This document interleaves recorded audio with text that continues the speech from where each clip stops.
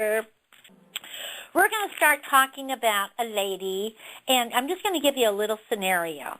Jennifer, let's say her name was Jennifer. She was in her mid-30s and had a lot going for her. She was smart, with a good education, with what she thought was a promising future, maybe as a manager with her company. Then everything started to go wrong.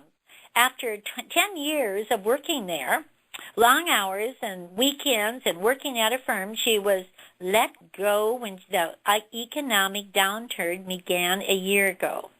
Well, gosh, after getting past the initial shock, Jennifer made herself a promise to take things into her own hands and never again leave her future to the whim of others. As a result, after looking at the various options, she joined a direct selling company as an independent contractor, selling products she both liked and had used for years. Oh, she was so excited.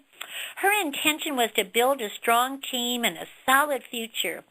Even though Jennifer got off to a rapid start, we've all had those, in 6 months she was out of the industry, never to return. Does that sound familiar? So think about it. Jennifer's story is not unusual. She came into the industry full of enthusiasm and left a short time later, her enthusiasm exhausted. Sponsoring and adding new independent representatives, as you know, are the lifeblood of our business. But her failure is not unusual. It happens all the time. Despite our best efforts, the retention of these enthusiastic, newly introduced people continues to be a major hurdle to your growth. There are, of course, numerous factors that contribute to people leaving the industry, and I think you're going to find this interesting. Some of these factors are totally out of our control, but there are other factors where the influence of the company, especially the influence of our field leaders, can positively impact sponsoring, productivity, and retention.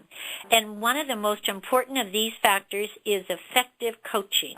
Now, do you know what that really means, coaching? That means training.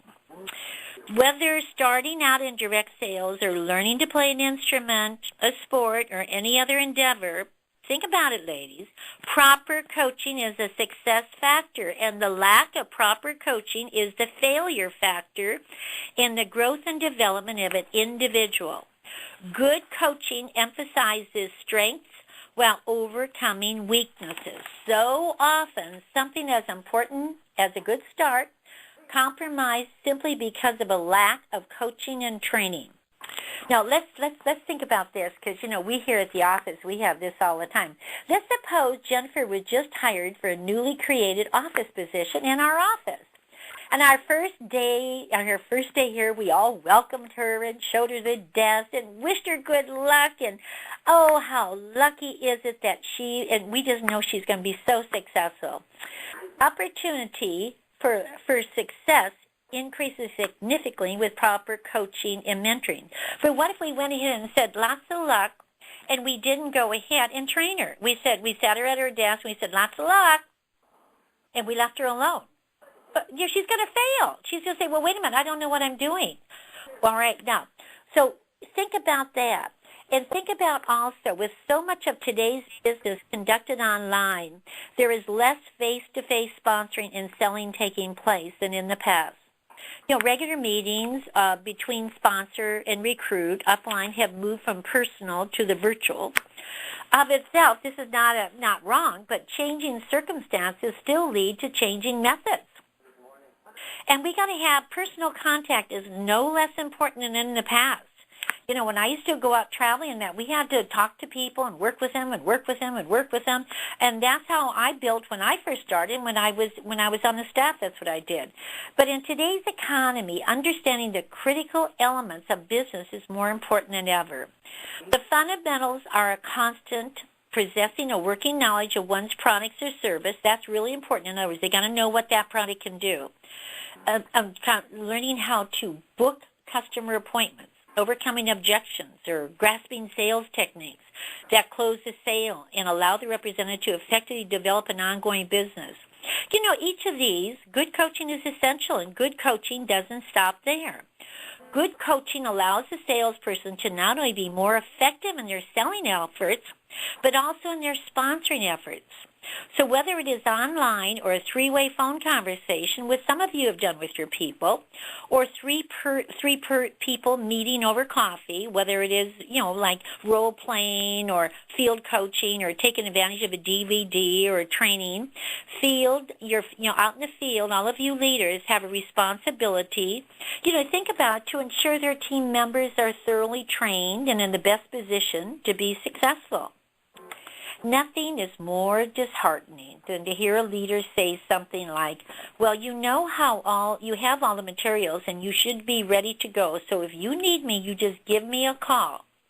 Most salespeople will admit that the hardest part of the job is sponsoring, yet many perform the role very effectively, only to bring the people one door and lose them out the other too quickly.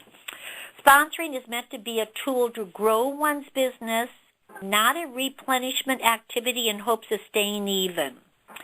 Leaders have a responsibility to their teams. They earn overrides and other bonuses exercising this responsibility. Field leaders need to be proactive coaches and not just reactive problem solvers. In fact, it is their own financial and leadership interest to do so. Leaders need to prepare their team members to properly conduct the business and assist them in achieving their goals.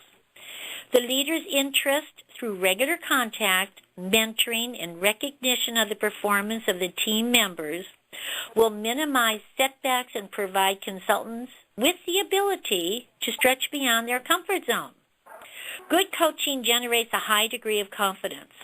People join our industry based on their expectation of what they will experience. They leave or stay based on that experience.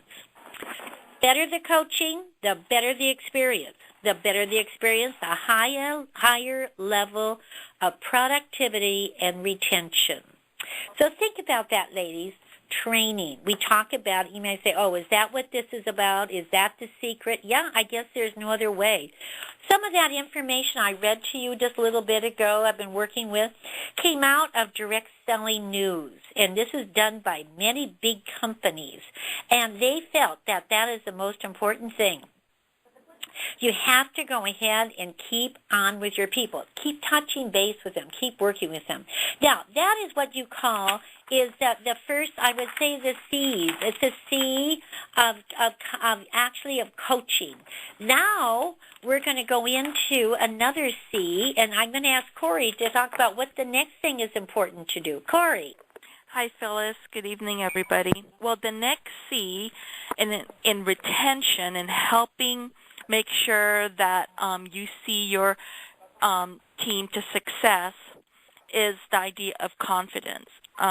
Good coaching builds confidence, of course, and with confidence, performance and results are always better. Confident salespeople are more comfortable in telling their product story.